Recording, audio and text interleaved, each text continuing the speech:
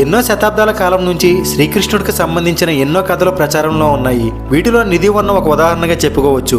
సాయంత్రం 5 గంటల తర్వాత నిధివన్నం మూసివేస్తారు. అసలు ఈ మర్మం వెనక కారణాల గురించి ఇప్పుడు మనం పూర్తిగా తెలుసుకుందాం. ఈ నిధివన్ టెంపుల్లో రాత్రిపూట శ్రీకృష్ణుడు వచ్చి అక్కడ గోపికలతో నాట్యం చేస్తాడట. అక్కడ ఉండే చెట్లన్నీ జట్టుగానే ఉంటాయి. నైట్ టైంలో మాత్రం ఈ చెట్లన్నీ గోపికల రూపాలు మారి శ్రీకృష్ణుడితో కలిసి నాట్యం చేస్తాయట.